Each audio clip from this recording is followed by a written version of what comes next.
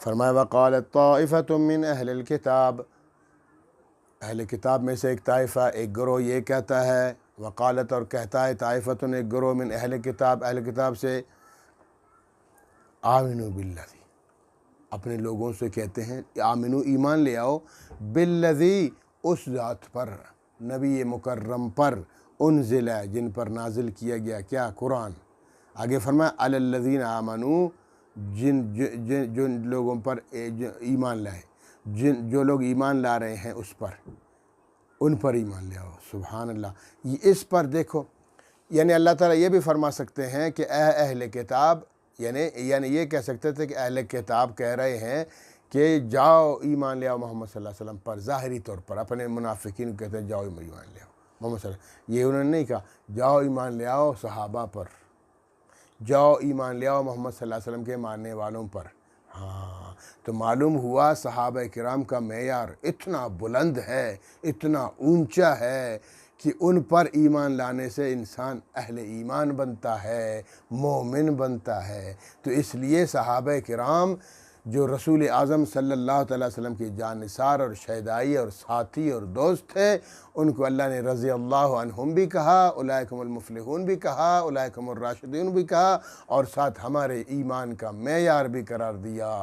یہ خود یہودی کہتے ہیں، خود عیسائی کہتے ہیں، اپنے منافقین سے کہتے ہیں کہ تم ظاہری طور پر جاؤ ان مومنوں پر ایمان لے آؤ، ابو بکر عمر عثمان و علی پر ایمان لے آؤ۔ تو دیکھو وہ ہمارے ایمان کے معیار ہیں، اس لیے کفار کو بھی پتہ ہے، لیکن آج کا منافق صحابہ کرام کو گالیاں دیتا ہے اور صحابہ کرام کو برا بھلا کہتا ہے اور صحابہ کرام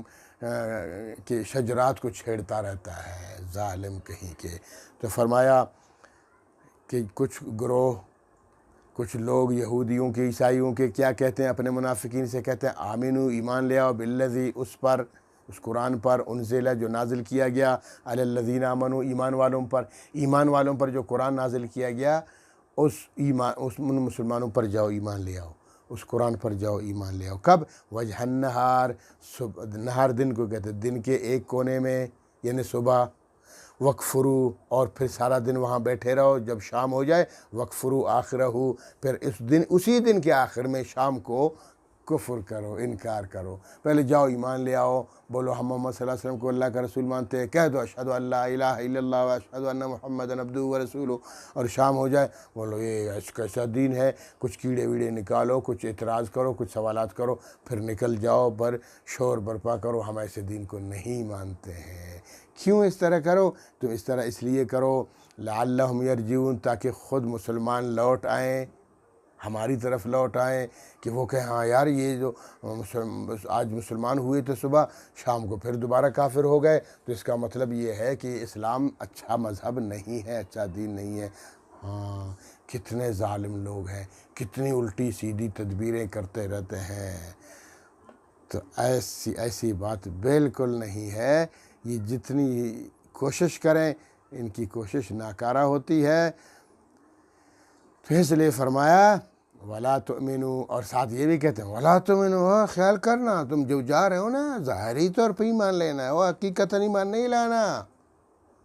ایک بات وَلَا تُؤْمِنُوا إِلَّا لِمَنْ تَبِعَ دِينَكُمْ، مگر تم ایمان نہ لاؤ مگر ان چیزوں پر ایمان لے آؤ، ان کی اتباع کرو جو تمہارے دین میں، جو تم اپنے دین کی وہاں باتیں کیا کرو، ان کی تصدیق کرو۔ وہ مومنوں کی تصدیق نہیں کرنا، اگر ان کی تصدیق کرو گے، یعنی بیچ میں اللہ تعالیٰ فرمایا ایک جملہ معتدل